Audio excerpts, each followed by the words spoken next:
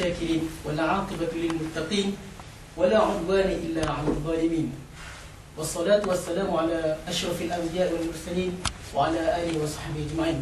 السلام الله عليكم ورحمة الله wabarakatuh.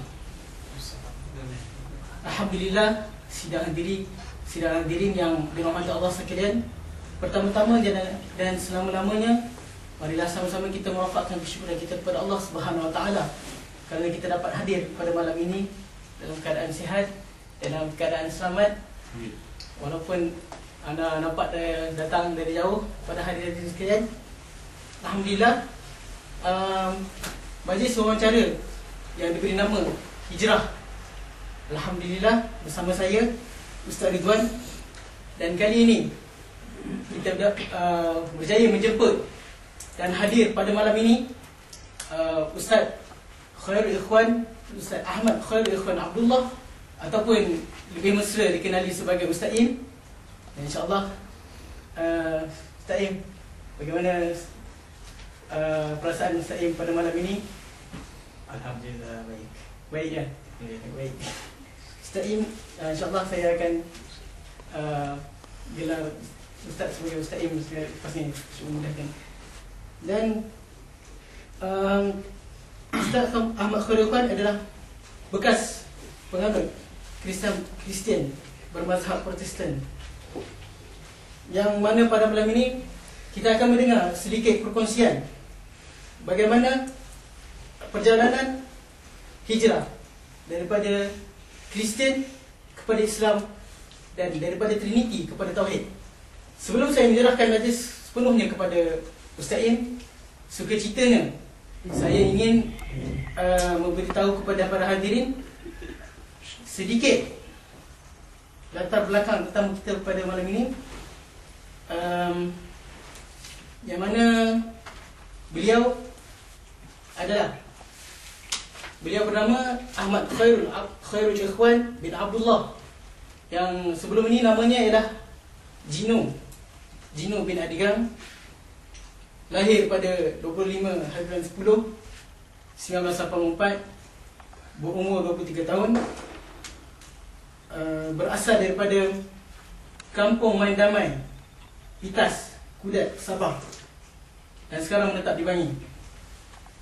Berbangsa dusun, anak ke-8 daripada 8 orang adik-beradik, dan status dia hari ini masih lagi bujang. Keluarganya terdiri daripada Kristian, terdiri daripada beragama Kristian, bermazhab Protestan, dan di antara kalangan keluarganya ada yang menjadi padri, dan beliau sendiri menghafal kitab Injil dalam bersih bahasa Melayu. Dan hadirnya dia di bumi Mesir ini untuk mendalami bahasa Al-Quran dan sekaligus untuk mendalami ilmu agama itu sendiri. Tanpa memanjang kalam, ana menjemput kepada Ustaz Ahmad Khairul Ikhwan untuk berkongsi pengalaman dan berkongsi apa yang patut dikongsi, insya-Allah. Bismillahirrahmanirrahim. Assalamualaikum warahmatullahi wabarakatuh. Alhamdulillahirabbil alamin. Salatu wassalamu ala asyrafil anbiya'i wal mursalin wa ala alihi wa sahbihi ajma'in. Yang saya hormati para pengusaha majlis Ustaz Ridwan, khususnya penonton-penonton yang saya hormati sekalian.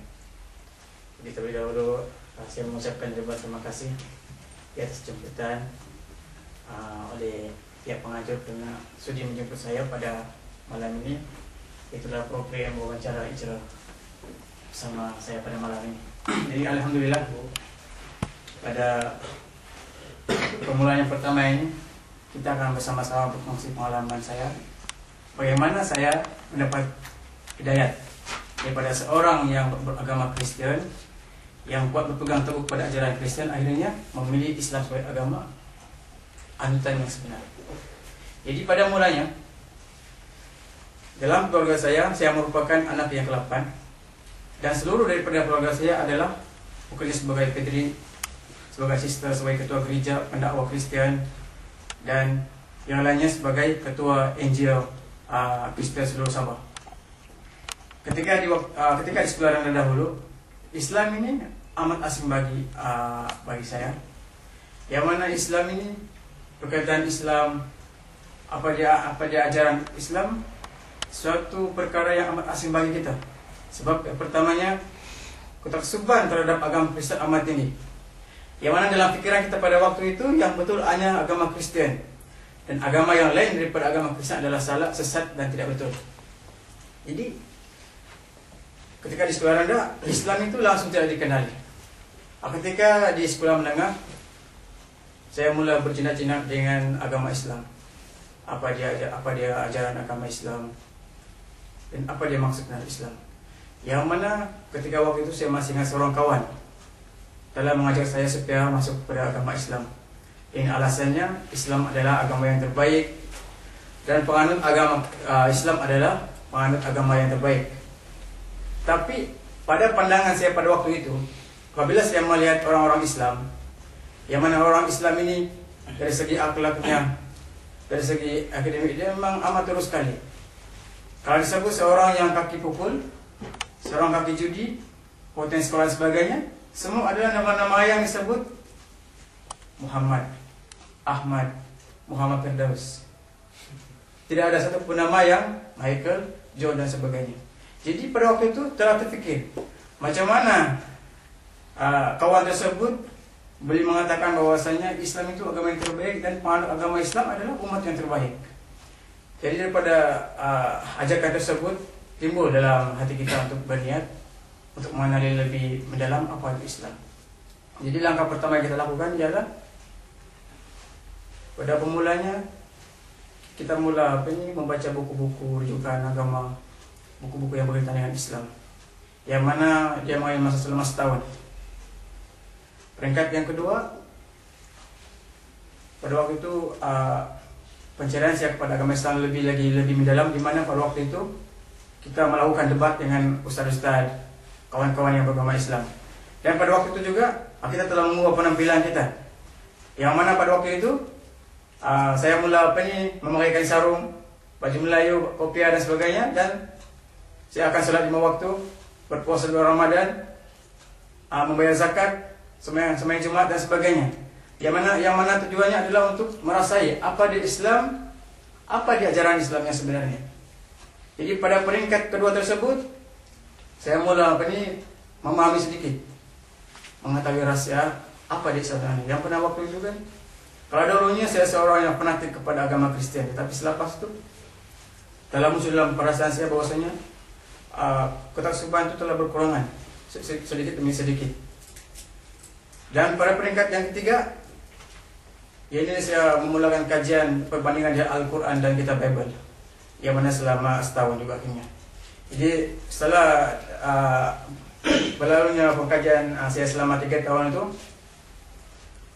maka pada tahun 2004 saya mengambil keputusan untuk memeluk agama Islam, karena saya yakin bahwasanya Islam itu adalah agama yang kebenaran. Kembali kepada Ustaz. Itu semua orang di sini bertanya bagaimana detik-detik ataupun titik perpindahan di mana Ustaz Im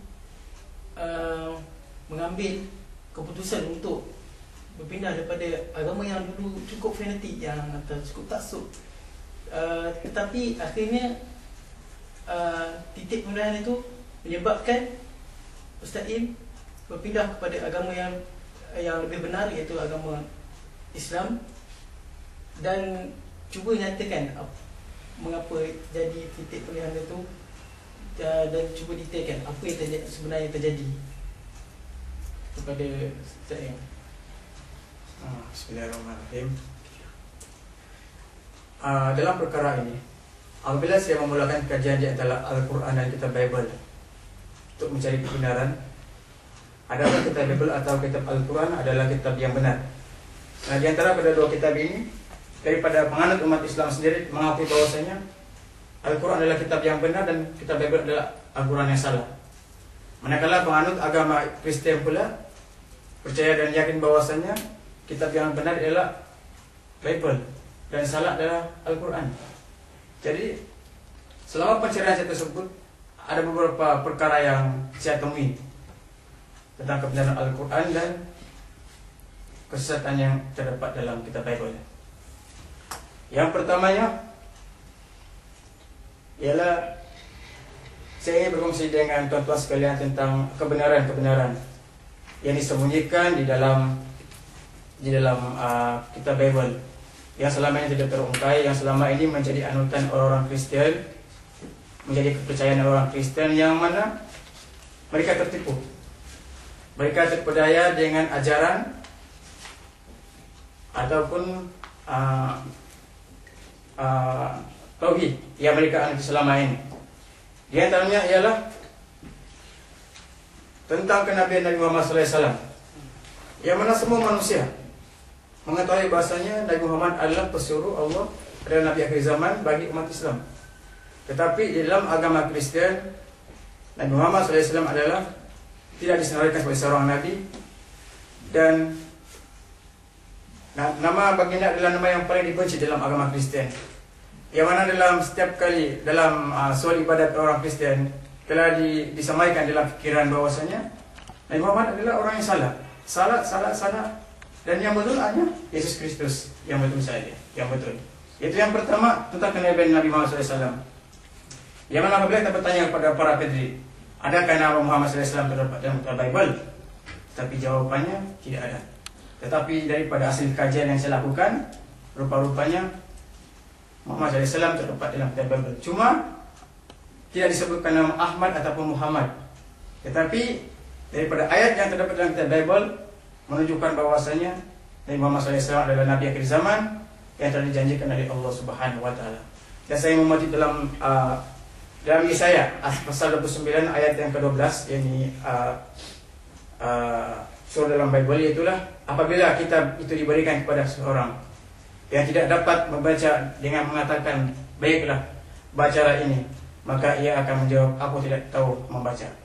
Daripada ayat ini dapat kita ketahui bahwasanya ayat ini bersama dengan ayat yang terdapat dalam surah Al-Quran Karim, yang mana peristiwa penurunan wahyu yang pertama oleh Jibril alaihissalam kepada Muhammad SAW, yang mana ayat ini dan ayat tersebut adalah sama, dan tujuannya dan maksud daripada ayat ini adalah Nabi Muhammad SAW itu sendiri. Itu yang pertama. Yang keduanya tentang kota Mekah. Kota Mekah adalah satu kota yang terkenal menjadi pusat ibadat bagi orang Islam, menjadi tempat yang mulia selain daripada kota Madinah dan Baitul Maqdis. Yang mana ayat yang berbunyi dalam kitab Bible, berbahagialah manusia yang kekuatannya di dalam engkau yang berasrat mengadakan ziarah apabila melintas lembah Bakah, yakni Mekah. Mereka membuatnya menjadi tempat yang bermata air, ini Zam-Zam. Bahkan pada awal musim menyeluruhinya dengan berkat. Daripada ayat ini menceritakan bagaimana orang-orang yang melaksanakan haji datang ke kota Mekah, mengadakan ziarah, ibadat dan sebagainya. Dan yang dimaksudkan dengan yang bermata air adalah Zam-Zam, yang mana menunjukkan wujudnya satu perigi di kota Mekah yang dinamakan air Zam-Zam. Tapi orang-orang Kristen tidak mau perkara ini didirikan dan diketahui umum karena takut akan kebenaran agama Islam tersebut. Yang ketiga seterusnya tentang isu pedri boleh berkawin. Di dalam ajaran agama Kristen, siapa yang ingin menjadi pedri dilarang berkawin, diharamkan berkawin. Dan ini menjadi salah satu rukun daripada rukun yang tujuh di dalam agama Kristen. Yang mana rukun agama Kristen yang keenam ini adalah hanya kepada para pedri saja. Adapun kepada orang awam, maka rukun ini tidak diberatkan kepada mereka. Yang mana rukun ini ataupun larangan pedri tidak berkawin adalah satu larangan atau satu perbuatan yang diada-adakan oleh pedri-pedri Kristen yang sesat lagi menyesatkan orang-orang ramai. Yang mana manusia pertama yang melarang daripada dibolehkan pedri berkawin adalah Paulus. atau disebut dengan Saulus, seorang berbangsa Yahudi dan bekas banduan. Yang mana Paulus inilah yang banyak membuat fatwa-fatwa baru atau hukum-hukum baru yang bertentangan dengan isi kanun Bible yang sebenar. Yang mana dalam Markus pasal 1 ayat 28 disebutkan, sekeluarnya dari rumah ibadat itu Yesus dengan Yakobus dan Yohanes pergi ke rumah Simon, yakni Petrus dan Andreas, ibu mertua Simon, terbaring karena sakit demam. Daripada ayat ini menunjukkan bahwasanya Yakobus, Yohanes, Andreas dan Simon semua adalah sahabat-sahabat utama Yesus Kristus dalam kitab Bible. Yang mana sekiranya Yesus Kristus melarang para sahabatnya berkawin, sudah tentu Simon akan menceraikan istrinya. Tetapi ini menunjukkan bahwasanya Yesus Kristus sendiri merestui Pedri ataupun orang-orang yang menjadi pengikutnya untuk berkawin. Tetapi setelah masa berlalu begitu lama sekali, maka orang-orang seperti Paulus ini telah membuat satu peraturan yang menyalahi ajaran yang sebenar, melarang para Pedri untuk berkawin. Yang seterusnya yang saya dapat daripada kata Bible ialah orang-orang Kristen mengaku bahwasanya Kristen adalah satu agama untuk seluruh alam, sama ada orang Cina, orang India, orang Eropa dan sebagainya. Tetapi sebenarnya agama Kristen hanya untuk orang-orang Bani Israel saja. Adapun orang yang bukan berbangsa Yahudi, Israel, maka tidak tersenarai sebagai penganut agama Kristen. Buktinya di sini ialah dalam Matius pasal ke-15 ayat ke-24.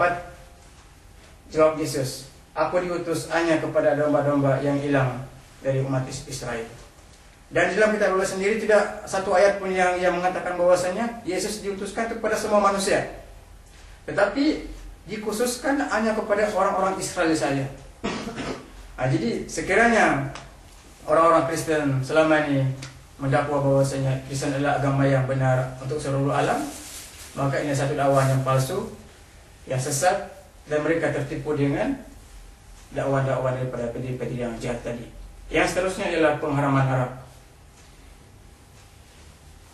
Kita sudah maklum bahwasanya daripada pengalaman saya sendiri, daripada kecil sehingga besar, telah diasuh untuk minum arak.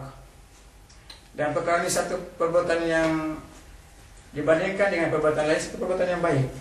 Contohnya di sini, sekiranya kita merokok dan kita minum arak, maka merokok itu satu perbuatan yang dibenci dan pasti akan dimarahi oleh ibu bapak kita. Tetapi sekiranya kita minum arak, ya seolah-olah seperti kita minum minuman biasa, seperti kita minum Pepsi dan sebagainya. Tapi dalam kitab Bible diharamkan bahwasanya dalam Imamat pasal 10 ayat 8 hingga 9, Tuhan berfirman kepada Harun, "Janganlah engkau minum anggur atau minuman keras, engkau serta anak-anakmu, bila kamu masuk ke dalam kemah pertemuan, yakni ibadat, yakni rumah ibadat, supaya jangan kamu mati." Itu bukti yang kedua. Yang keduanya, celakalah bagi mereka yang bangun pagi-pagi dan terus mencari minuman keras. Yesaya pasal 5 ayat 22. Yang ketiga, lalu mereka memberi dia Yesus minum anggur bercampur empedu. Setelah ia mengelapnya, ia tidak mau meminumnya.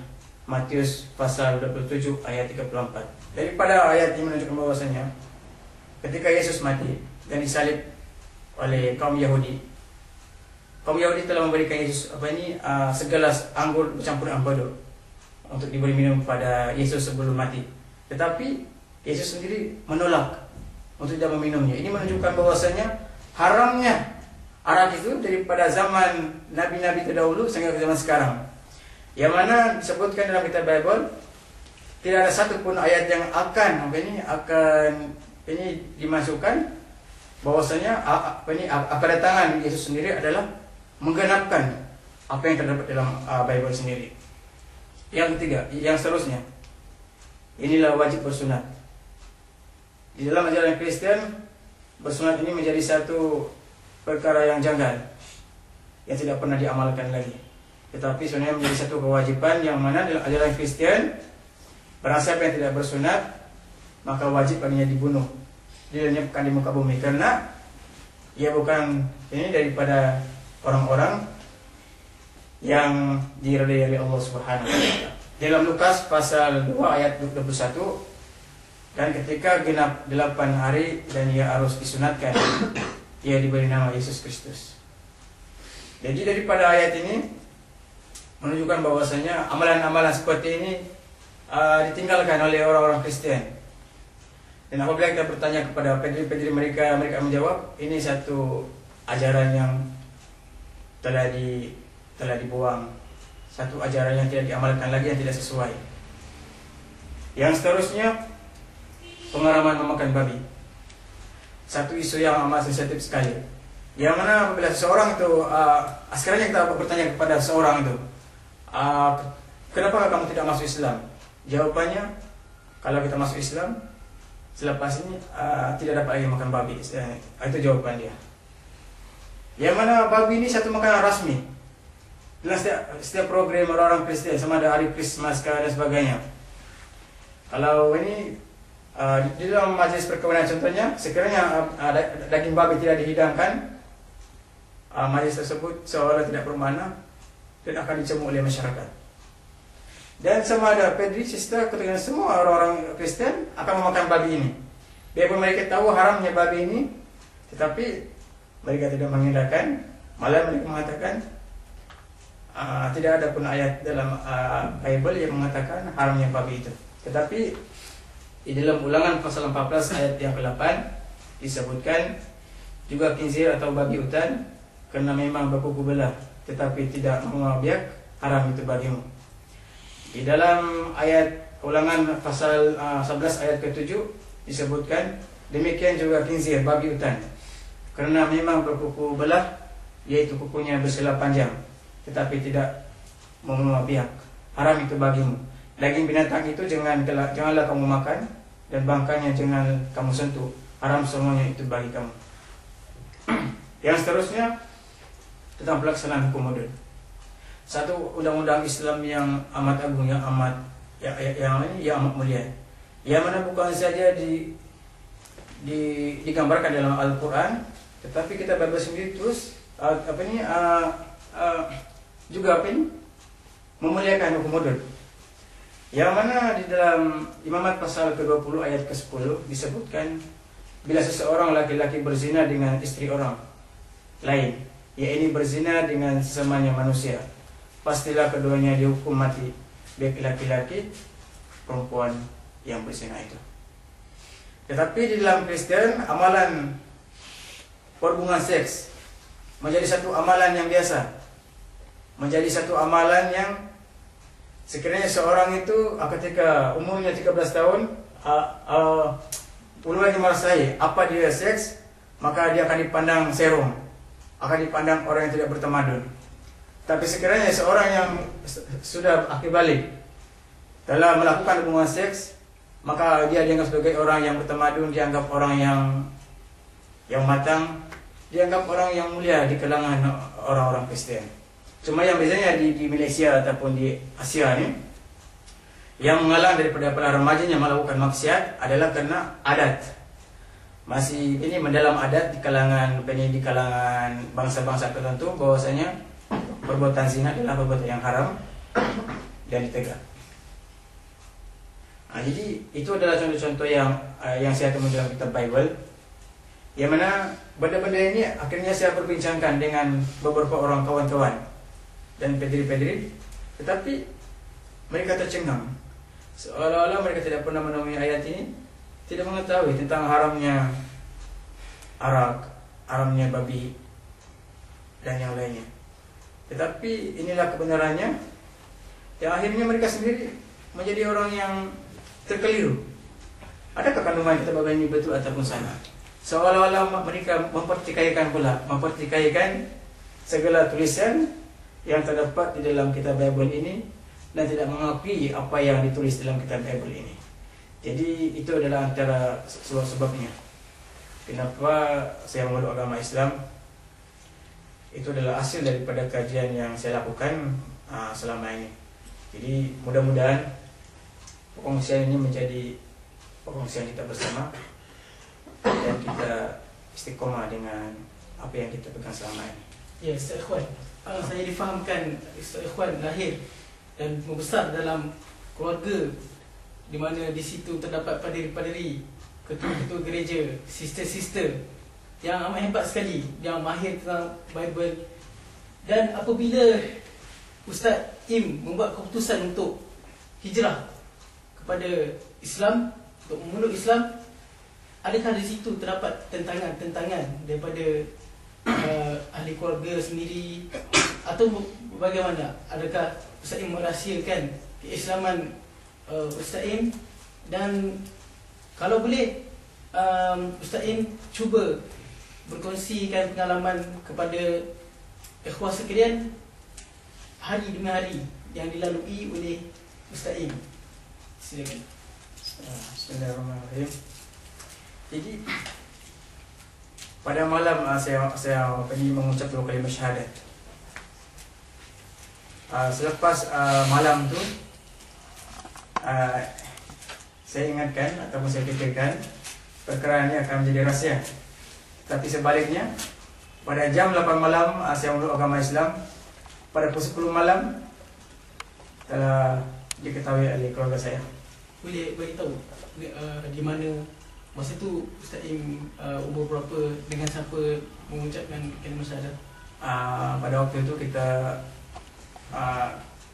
memeluk pada tahun 2004 dan kita memeluk dengan seorang ustaz daripada Kelantan, nama dia Cikgu Nasrani Jafar.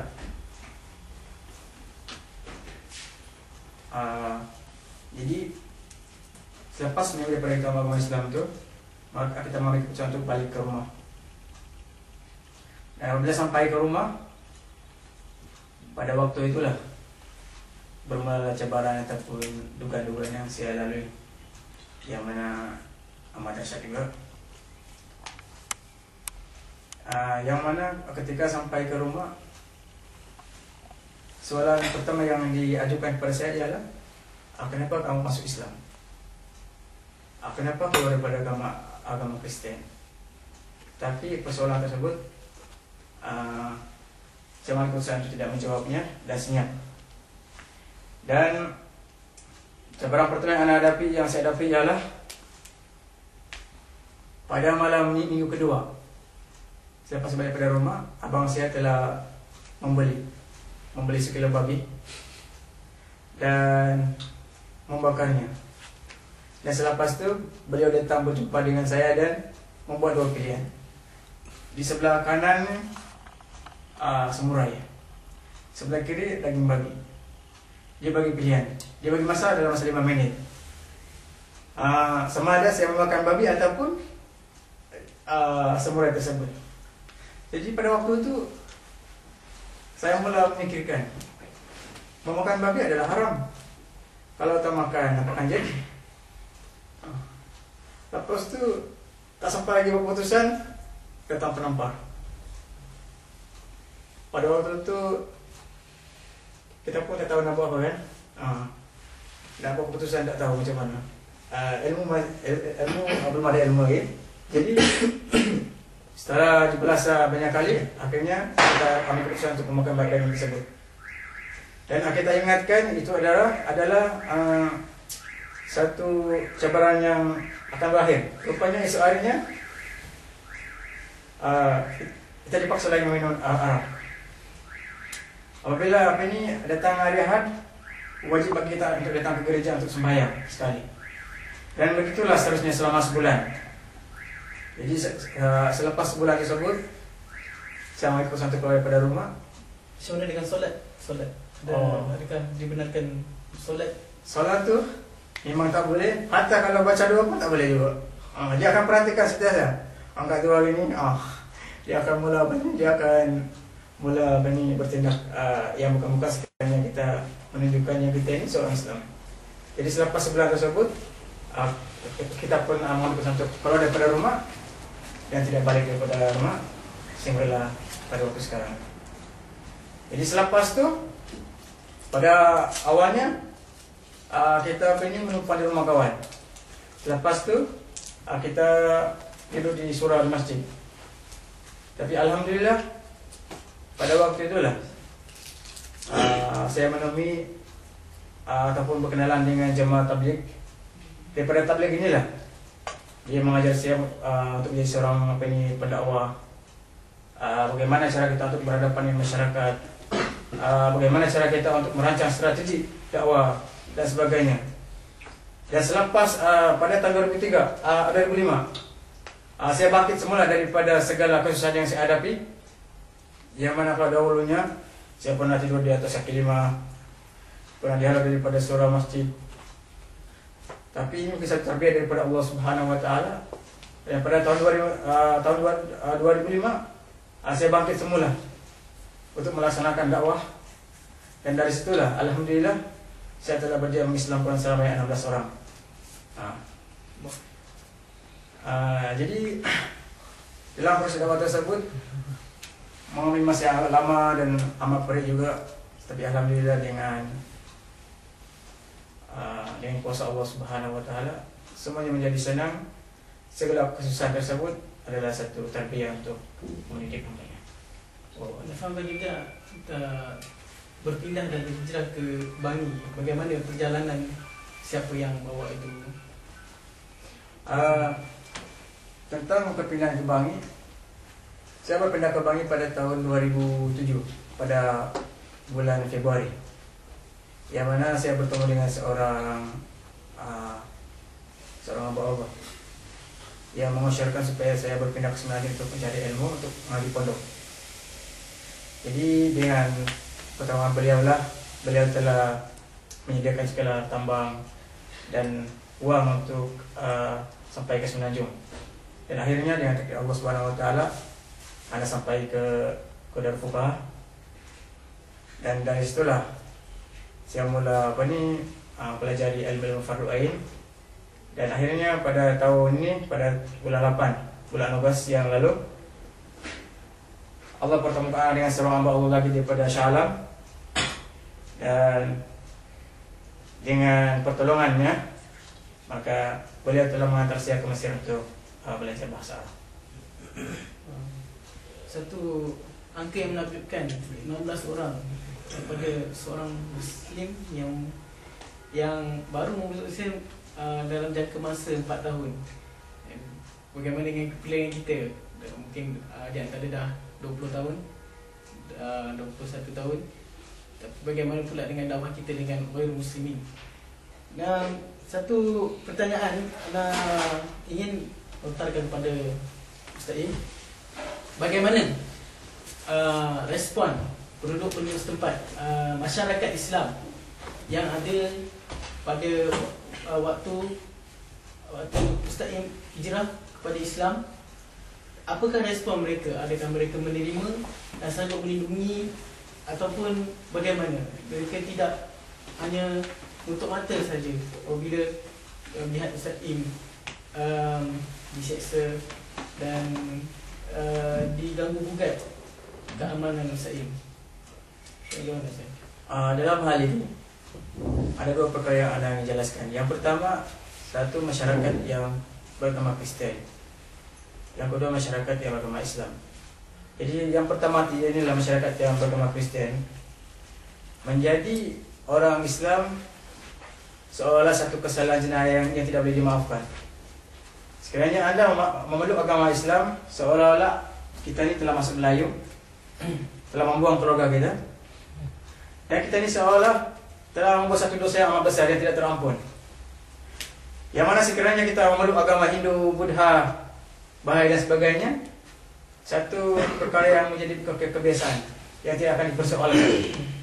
Tapi sekiranya kita memeluk agama Islam, maka seolah kita ini dosa kita lebih besar daripada dosa membunuh.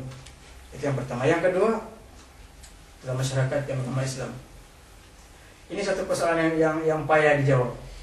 Yang mana sekiranya kita mengatakan orang-orang Islam tidak membantu kita, mungkin orang yang tidak percaya, mungkin terfikir bahwasanya takkanlah satu akidah tetapi tidak membantu. Tetapi ini satu realiti sebagainya, yang mana ingin saya bagi satu contoh. Pada tahun 2004 ada 3 orang muslimat dalam memeluk agama Islam daripada agama Kristen. Tetapi hanya boleh bertahan selama 3 bulan. Karena sebabnya yang pertama, tidak dibantu oleh orang-orang Islam. Yang kedua, tidak mendapat zakat daripada orang yang berwajib. Yang seterusnya, langsung tidak ada langsung tidak ada tindakan susulan untuk pendidikan agama.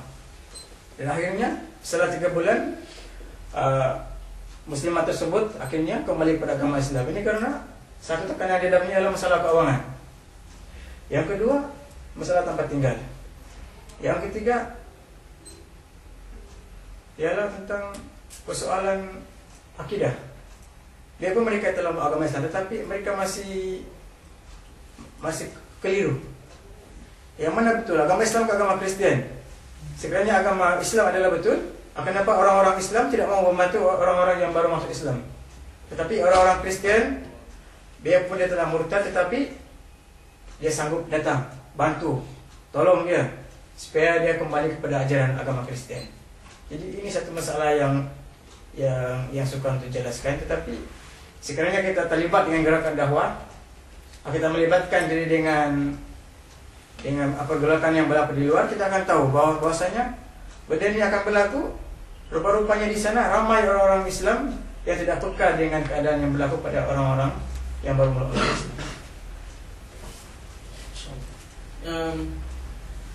Boleh Ustaz Im kongsikan bagaimana cara dakwah yang terbaik untuk berhadapan dengan masyarakat non-Muslim ataupun Kristian supaya dapat menarik kepada Islam, dan apakah punca ataupun masalah yang utama yang menyebabkan mereka ni tak mahu sungguh-sungguh kepada Islam?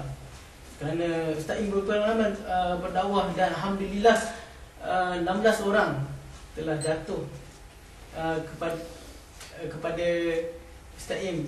Alhamdulillah, kita rasa keizahan, rasa satu kebanggaan bagaimana seorang yang baru mula Islam dapat memenuhi tanggungjawabnya, dan bagi tahu bagaimana formula untuk bagaimana berhadapan dengan seorang Kristian, kita nak buat apa. Jadi di sini 2 perkara penting yang menjadi kewajipan kepada para pendakwah. Yang pertama, ilmu. Yang kedua, pengalaman. Ilmu ini bertujuan untuk memandu kita supaya tidak tergelincir daripada Islam yang sebenar. Yang kedua, pengalamannya adalah untuk kita merancang strategi. Tanpa pengalaman untuk membuka strategi baru, membuka dakwah baru, amat payah dan masukkan. Itu pentingnya.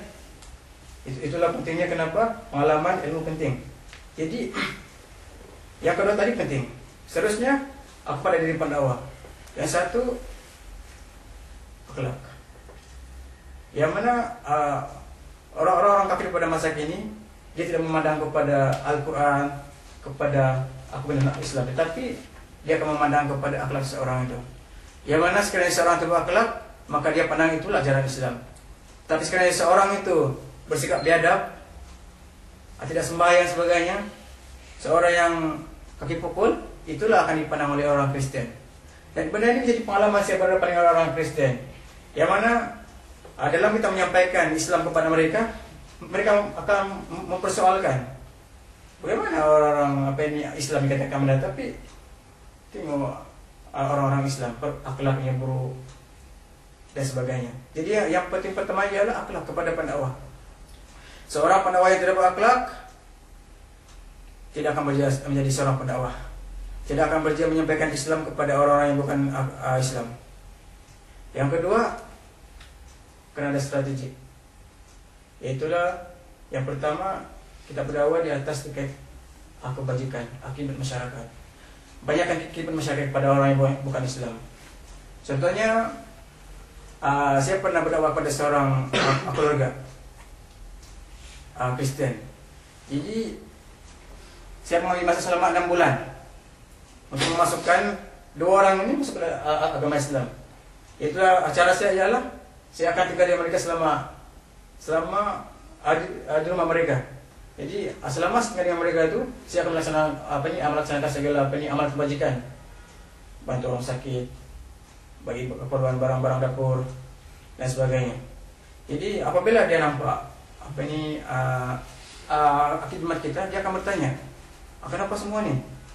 Jadi pada waktu kita sampaikan, Islam ini adalah agama yang suka membantu. Oke, dia paham. Apabila dia sakit, kita ziarah. Jadi waktu itu dia akan tanya, kenapa kamu ziarah? Sekarang kami adalah agama Kristen.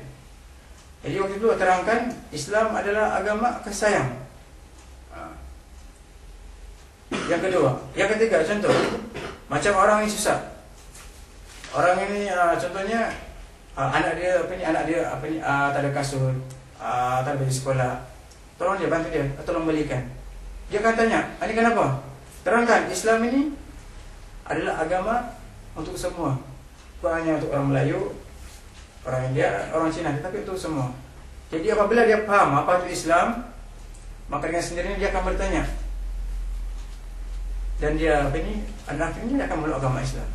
Tapi sekiranya seorang pendakwah itu tidak tahu cara-cara untuk berstrategi, maka dakwah yang dilakukan akan tidak berkesan. Dan yang masalahnya pula, bukan saja dia tidak berjaya menarik orang masuk Islam, tetapi dia memberikan gambaran yang salah kepada Islam tersebut. Jadi pentingnya pengalaman, pentingnya ilmu, pentingnya akhlak pada seorang pendakwah, dan pentingnya kesabaran. Dan istiqomah tersebut, insya Allah seorang pendakwah akan berjaya. Dalam usaha dakwah Ustaz yang gigih ni, kita di sana terdapat satu golongan ataupun satu kelompok yang daripada Kristian ataupun kita sebagai pendakwah Kristian yang berusaha gigih juga dalam mengkristianisasi umat-umat Islam. Jadi saya ingin bertanya, apakah cara-cara pendakwah Kristian ini ingin ataupun bagaimana mereka mengkristianisasi terutamanya para belia sekarang ni, mana tidak kisah akan agama mereka dan tukar pada agama Kristian. Natijah daripada dakwah Kristian ini, apakah cara-cara dan apakah langkah-langkah yang kita boleh ambil untuk mengatasi masalah ini? Bismillahirrahmanirrahim. Jadi cara pertama orang Kristen untuk memurtadkan orang Islam ialah, yang pertama, mereka akan membina gereja di kampung orang Kristen. Yang mana di kampung tersebut, walaupun hanya satu keluarga Kristen, tapi atas alasan itulah mereka akan membina gereja di tempat tersebut dan mengimarakannya dengan aktiviti-aktiviti yang amat sekali menarik minat orang Islam, terutama yang lemah akidah, untuk menyertai. Dan setelah perkara ini berulang-ulang kali dan pujuk rayu, akhirnya ramai yang menjadi murtad. Contohnya seperti di Sabah, daripada kota Kinabalu ke Kudat, di sepanjang jalan tersebut akan didapati banyak gereja bermanding dengan surau dan masjid. Yang mana setiap daripada 500 meter terdapat sebuah gereja. Yang mana di dalam kampung tersebut penduduknya adalah masyarakat Islam. Tetapi atas dasar dakwah mereka sanggup melaksanakan tersebut. Dan daya ini satu daya yang amat sekali ini bahaya kepada orang-orang Islam. Yang kedua ialah program kebajikan. Selalunya pendakwa Kristen akan melaksanakan program kebajikan di kampung-kampung orang asli dan di kawasan pedalaman. Yang mana para pendakwanya daripada New York, daripada London, daripada Jakarta. Yang mana pendaya ini orang-orang besar, orang-orang kaya. Tapi mereka sanggup masuk ke kampung-kampung, memikul beras, ikan sardin, ikan masin untuk diberikan kepada orang kampung. Mereka sanggup duduk di dalam kampung buat bertahun-tahun. Mereka sanggup berulang-alik di kampung tersebut. Dia pun tanpa kemudahan asas seperti jam raya, api dan listrik. Tetapi untuk dakwah mereka sanggup laksanakan. Tetapi pendakwah orang Islam pada masa kini, pendakwah yang amat lemah sekali. karena mereka tidak sanggup untuk masuk kampung tersebut, tidak berani untuk masuk ke kampung untuk melaksanakan dakwah. Ini karena alasannya tidak ada penggunaan asas, tidak ada gaji, tidak ada elau dan sebagainya. Jadi inilah perbezaan di antara pendakwah Kristen dan pendakwah Islam. Contohnya, pakcik saya sendiri, yang mana dalam setahun pakcik saya boleh memurtadkan satu kampung dalam setahun. Dalam masa setahun, dia akan diantar ke kampung ini dan semua kampung ini akan masuk Kristen. Selepas tahun akan dipindahkan ke kampung lain. Dan daripada tahun 2002 dan tahun ini, pakcik saya telah pun memurtadkan 10 buah kampung.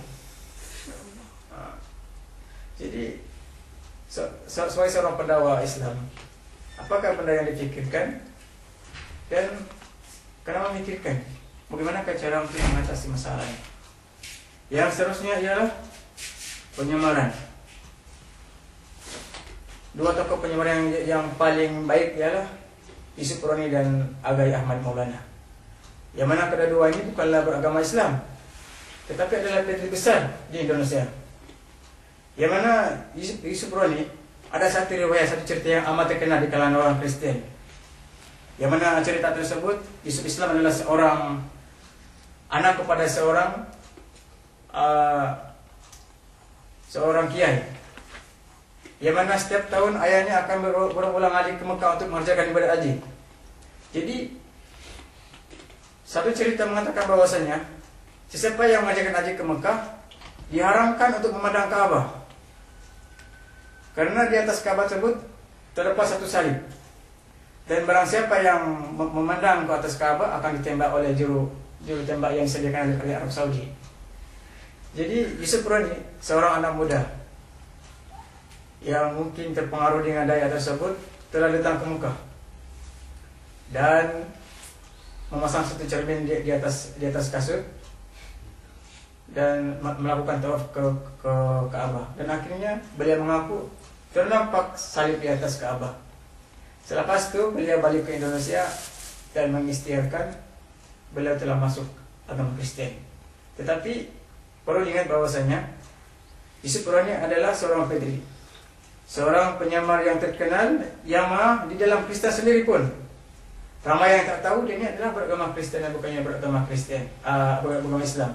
Tapi ramai yang tertipu dengan cerita ini, dan cerita ini tersebar di seluruh Malaysia dan Indonesia bahwasanya Yusuf Roni anak kepada seorang kiai akhirnya murtad dan memeluk agama Kristen. Jadi daripada cerita ini ramai orang yang terpengaruh. Sini ceramah beliau disebarkan ke seluruh Malaysia ke Indonesia, dan ramai yang terpengaruh untuk menjadi penganut agama Kristen. Seterusnya ialah tentang penulisan buku-buku berbentuk Islam, tetapi sebenarnya di dalamnya adalah ajaran Kristen. Yang mana contoh-contoh buku yang menjadi tulisan mereka ialah seperti upacara haji, buku Kristus dan Kristen dalam Al-Quran. Yang mana barang siapa yang membaca buku ini pasti akan menjadi murtad. Jadi perlu diawasi, berhati-hati ketika membaca buku, sebab ramai yang tak tahu, malah ramai yang terbaca buku ini menjadi murtad, sama daripada kiai, ulama besar dan sebagainya. Sebagai contoh,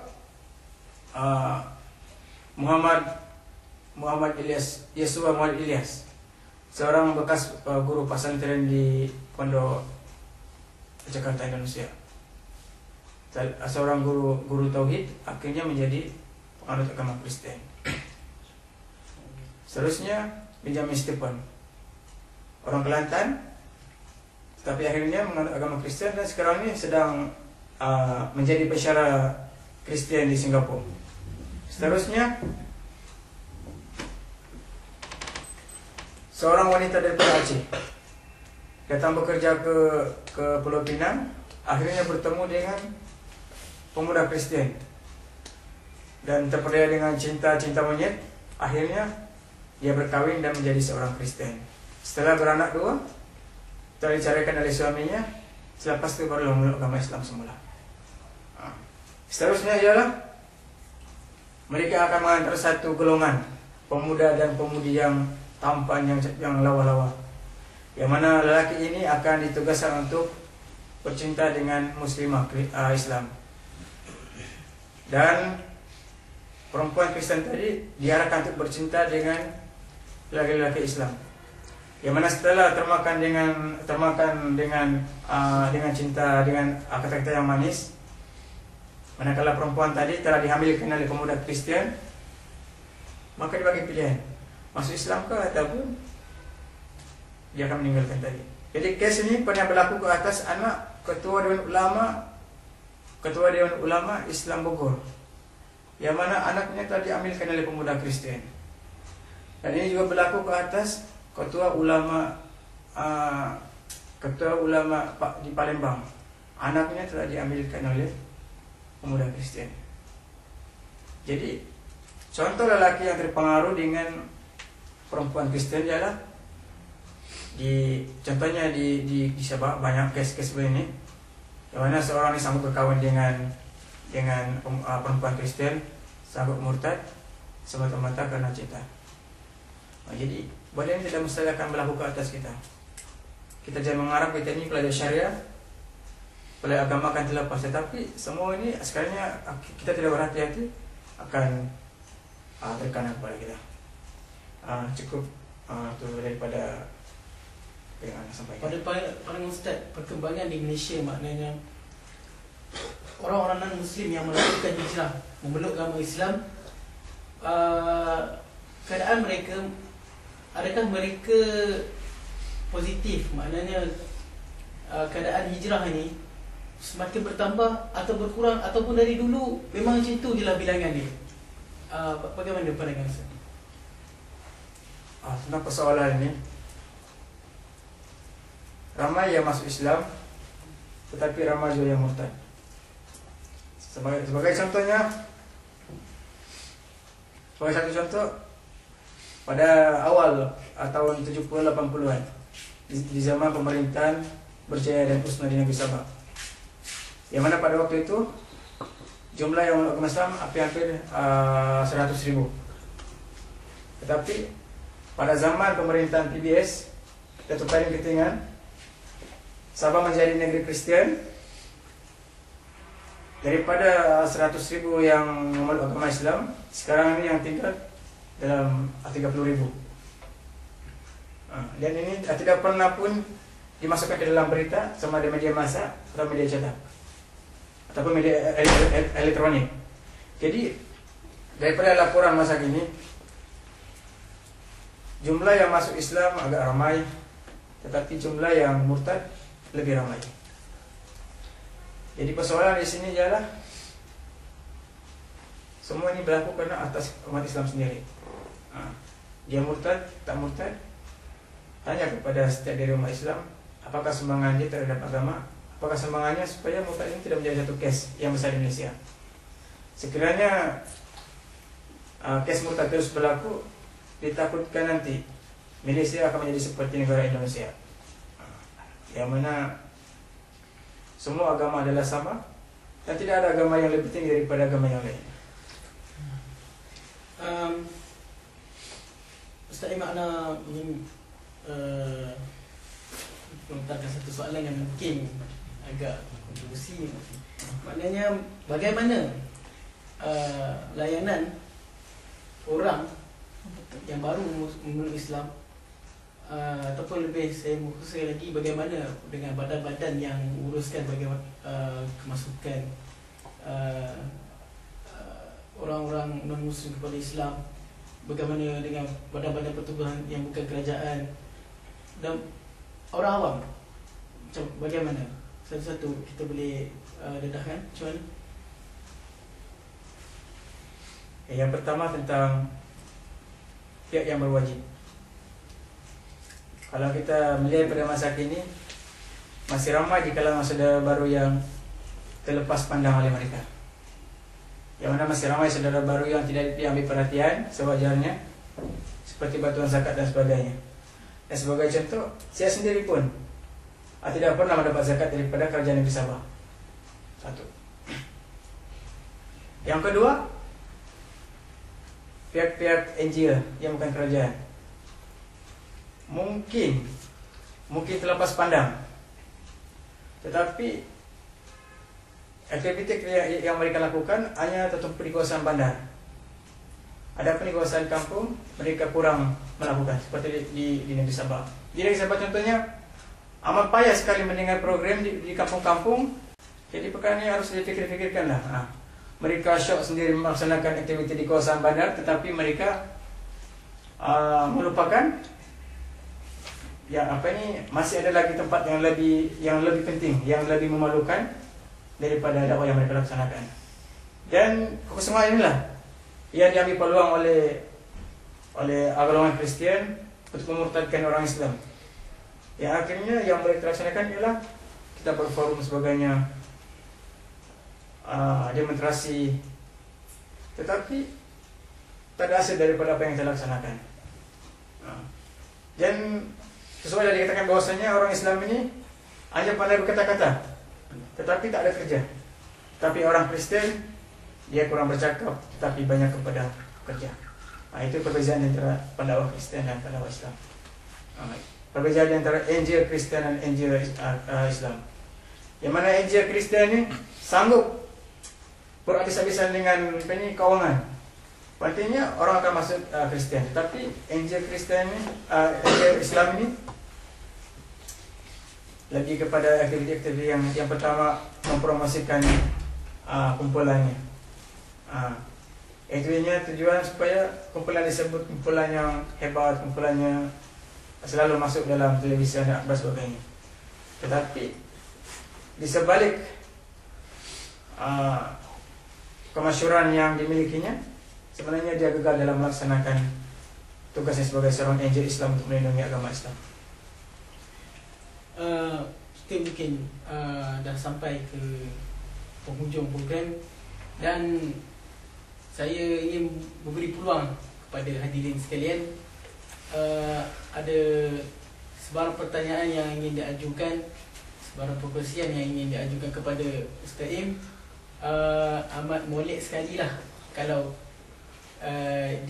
dilontarkan sekarang, dan saya bukakan oleh Tuan Mashkur. Ayat yang dibacakan tadi, apabila dibaca pada orang Kristen ada penentangan atau tak? Sebagai contoh, kalau dalam ayat dalam Quran, setiap benda tu ada maksudnya tersendiri. Macam contoh ayat tadi yang berkukus sela dan tidak berkembang biak macam ni. Itu apa maksud dia sebenarnya? Bismillahirrahmanirrahim. Satu surah yang amat baik. Sekiranya ayat ini dibacakan pada orang-orang Kristen, mereka akan senyap dan mereka akan berdiam diri, dan mereka tidak boleh bagi jawapan tentang daripada ayat ini. Mereka tahu ayat ini betul, tapi menjadi satu budaya, satu mereka bersikap angkuh, sombong, tidak mau menerima kebenaran. Yang kedua, satu budaya bahwasanya babi ini payah ditinggalkan. Dan saya mengakui bahwasanya antara daging di seluruh dunia paling sedap adalah daging babi. Yang mana di dalam daging babi ini terdapat segala rasa binatang, rasa rusa, kerbau, lembu, ayam dan sebagainya. Jadi daripada perkara inilah memakan babi ini payah ditinggalkan sehingga akan sanggup menggadaikan akidah. Yang penting amalan memakan babi tidak ditinggalkan. Siapakah yang berperanan memurtadkan orang-orang yang boleh dikatakan ada nama lah di kalangan, contoh di kalangan Datuk dan sebagainya kan. Jadi di kalangan Kristian sendiri, siapa yang berperanan untuk mendekati orang-orang yang semacam ni yang ternama? Sebenarnya bagi orang-orang yang berpangkat besar, kalau ini dikasihkan orang-orang tertentu, orang-orang yang hebat juga untuk mendekati orang-orang ini. Yang mana di Malaysia sendiri terdapat satu persatuan orang Kristen Melayu,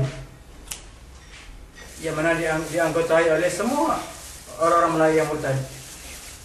Yang mana seterusnya agungnya ialah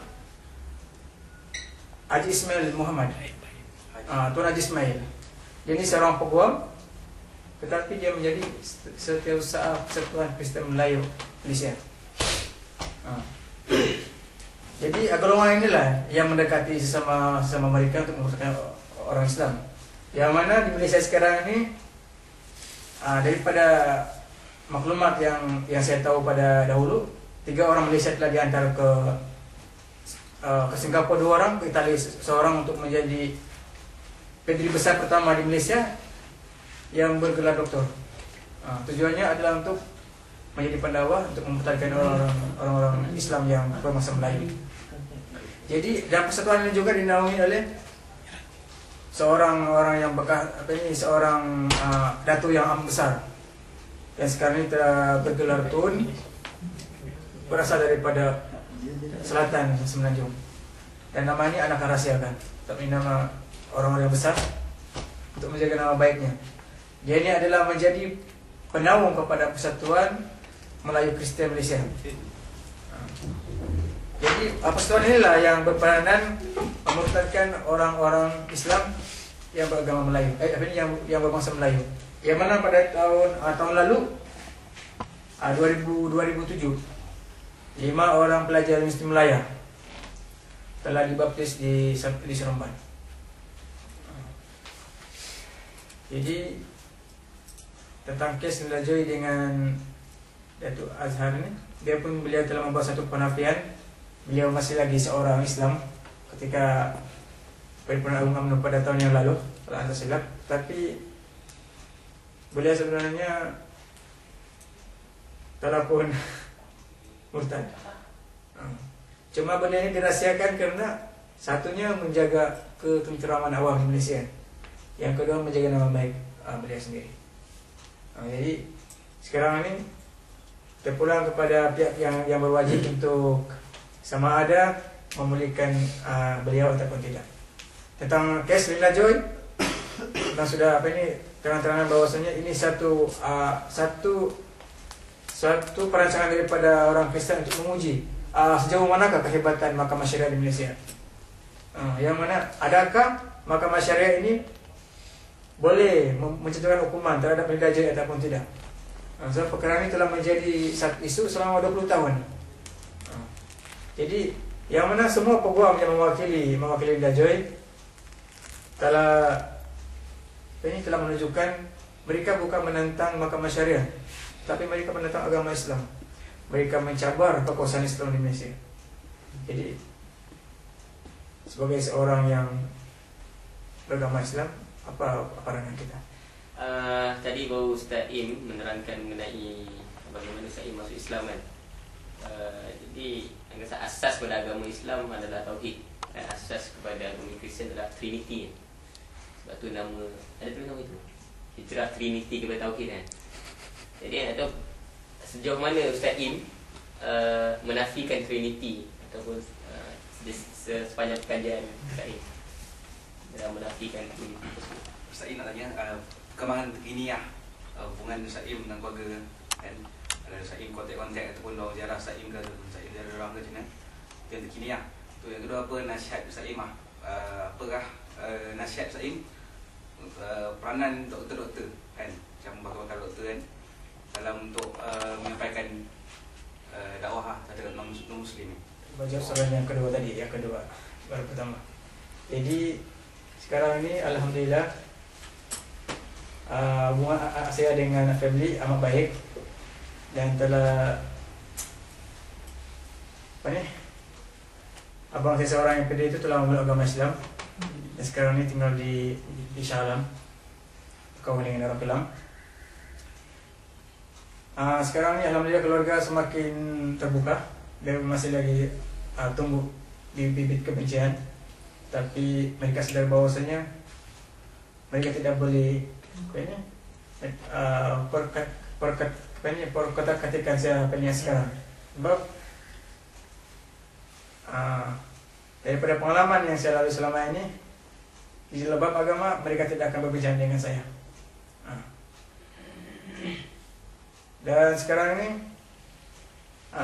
peluang saya untuk pendapatan mereka amat luas, walaupun penerimaan agak kurang, tapi ini satu pertanyaan yang baik berbanding dahulu. Tentang pelajar yang mengambil jurusan doktor, diingatkan bahwasanya apabila anda tamat nanti, anda jangan niat bekerja karena duit, tetapi niat kerana dakwah. Niatkan dalam hati bahwasanya selepas ini bila keluar daripada universiti, saya berniat menjadi seorang doktor untuk dakwah. Di mana setiap daripada perbuatan yang kita buat adalah kerana dakwah. Jangan fikir kerana gaji tinggi, jangan fikir kerana jawatan yang tinggi. Tetapi fikirlah kerana dakwah. Yang mana dengan doktor tersebut kita boleh melaksanakan program kebajikan percuma kepada orang kafir. Contohnya pemeriksaan kesihatan percuma. Dengan cara ini insya-Allah mereka akan bertanya kepada kita. Kenapa kamu seorang Islam tetapi buat benda yang baik kepada orang-orang Islam. Jadi waktu itulah terangkan tentang Islam. Islam ni adalah agama yang bagus. Agama kebajikan. Agama yang tidak ada kelas-kelas. Semua sama. Yang penting beriman kepada Allah. Tetapi sekiranya kita menjadi doktor kerana duit, maka Anda janganlah boleh menjadi seorang pendakwah yang boleh membantu agama kita. Niatkan kita menjadi doktor kerana dakwah. Setiap daripada perbuatan kita, setiap daripada suntikan yang kita buat kepada pesakit, kerana dakwah. Mudah-mudahan dengan suntikan tersebut Allah izinkan hatinya terbuka untuk menganut agama Islam. Mudah-mudahan dengan suntikan tersebut, kalau dulunya pesakit ini seorang yang tidak sembahyang, mudah-mudahan dengan suntikan tadi Allah bukan hatinya untuk sembahyang selepas itu. Itu tugas kita. Soal daripada Ustaz Sakib tadi tentang bagaimana saya menafikan tentang Trinity. Sebagai seorang yang taat pada agama Kristen, pada mulanya tentang akidah Trinity amat janggal untuk ditinggalkan. Menjadi darah daging kita. Di dalam agama Kristen, Yesus adalah anak Tuhan. Yesus adalah Tuhan dan Allah adalah Bapa Tuhan. Yang mana ini menjadi satu unsur. Yang mana orang-orang Kristen berdakwah, dia bukanlah tiga Tuhan tetapi menjadi satu unsur kemudian berpecah menjadi tiga. Tapi yang sebenarnya di dalam ibadat orang Kristen, mereka lebih memuja Yesus daripada Allah sendiri, daripada Tuhan. Seolah-olah kalau tak percaya dengan Yesus, maka telah menjadi kafir, menjadi murtad. Tidak percaya dengan Yesus, kita ini tidak akan diselamatkan pada hari akhirat kelak. Tidak percaya dengan Yesus, kita ini orang yang derhaka kepada agama Kristen. Tetapi tidak percaya dengan Allah, tak apa. Tidak percaya dengan Allah, dosa masih boleh diampunkan. Selagi kita percaya Yesus adalah anak Tuhan. Jadi cara pendapat saya ialah ketika saya membaca kajian tentang Al-Quran, terdapat ayat-ayat yang menunjukkan Allah itu satu. Jadi apabila kita fikirkan, sekiranya Allah itu tiga, bayangkan kalau dalam satu negara 3 orang presiden akan memerintah. Seorang hendak melaksanakan sistem monarki, seorang hendak melaksanakan sistem komunis, seorang akan melaksanakan sistem demokrasi. Apakah terjadi kepada negara tersebut? Negara akan hancur, akan keluar. Jadi sekiranya Tuhan itu tiga, sudah pasti dunia ini akan hancur. Karena seorang Tuhan akan hendak menurunkan hujan, seorang Tuhan hendak mengadakan kemarau, seorang Tuhan akan menurunkan angin yang kuat. Sudah pasti dunia akan hancur, manusia akan mati. Jadi tidak logik sekiranya Allah itu tiga. Dan sekiranya Allah itu satu, ada logik dan memadai bahwasanya Allah itu satu, Maha berkuasa. Dan Tuhan itu sekiranya tiga, maka bukanlah Tuhan tetapi satu sifat kekurangan bagi Tuhan, bagi Allah sekiranya dia tiga. Yang mana dalam kitab sendiri telah menegaskan bahwasanya Allah itu bukan tiga tapi satu. Yang mana dalam kitab Bible sendiri disebutkan bahwasanya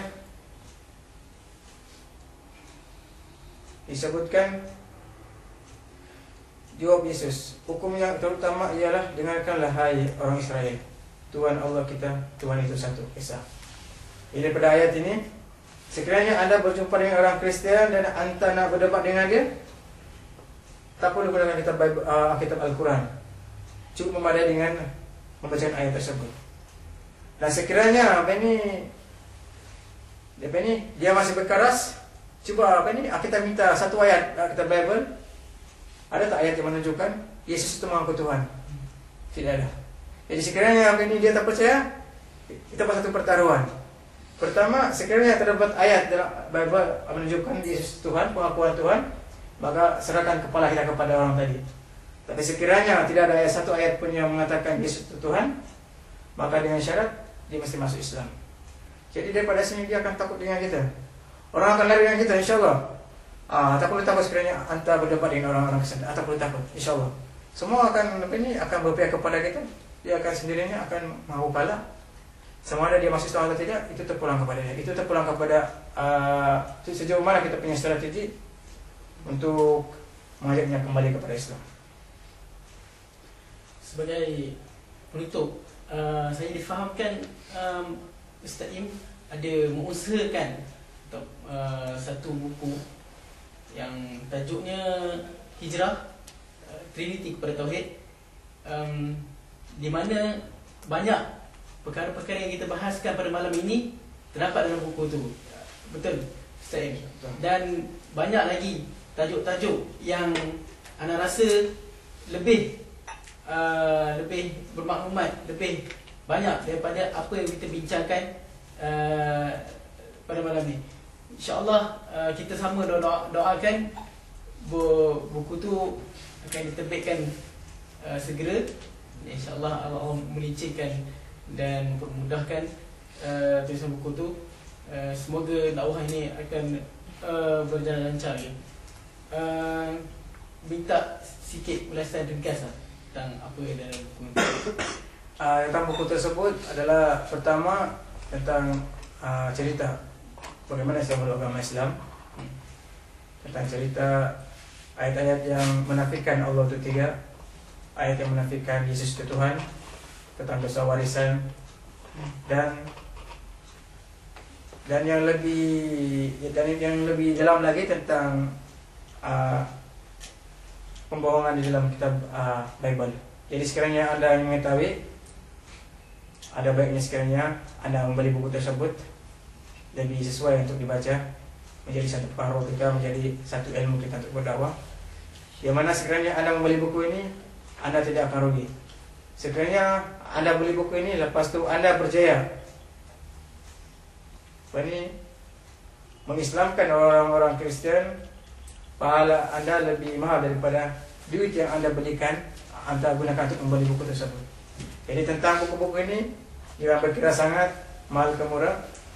Yang penting ilmu yang kita ambil daripada buku yang kita beli tersebut. Jadi insyaAllah apapun buku itu dalam proses ini untuk penerbitan, semoga Allah melicinkan kerja kita untuk menyelesaikan masalah penerbitan buku tersebut. Alhamdulillah, kita sudah di akhir rancangan.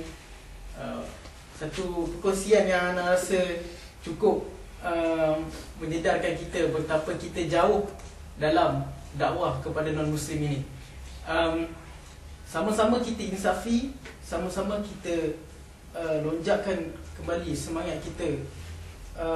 Bagaimana anda cukup kagum kepada Ustaz Im yang sanggup hijrah daripada, bukan hijrah dari segi agama saja, tapi hijrah dari segi tempat. Yakni daripada meninggalkan kampung halamannya ke Bali, seterusnya ke sini, perlukan pengorbanan dan sabar yang cukup. Dan sama-sama kita, insyaAllah kita boleh contohi. Dan ana cukup berterima kasih kepada pada antum semua yang dah hadir pada malam ini dan mendengar dan sudi berkongsi apa yang berlega di fikiran antum semua. Hanya Allah sajalah yang membalas, dan kita doakan bahawasanya apa yang kita amalkan mengikut niat dan niat kita, ikhlaskan niat kita, insya-Allah akan di sana ada ganjaran yang lebih besar menunggu kita. Sekian, ana ucapkan terima kasih banyak, syukur jazakallahu khair kepada Prof, kepada siapa-siapa yang terlibat dalam menjayakan wawancara ini secara langsung atau tidak langsung. Ana ucapkan jazakumullah khairan katsira kepada Ustaz Im, jangan sedih. InsyaAllah kita akan ketemu lagi di negeri akhirat yang kekal abadi bahagia di sana. Sekian, wabillah taufiq wal hidayah. Wassalamualaikum warahmatullahi taala wabarakatuh.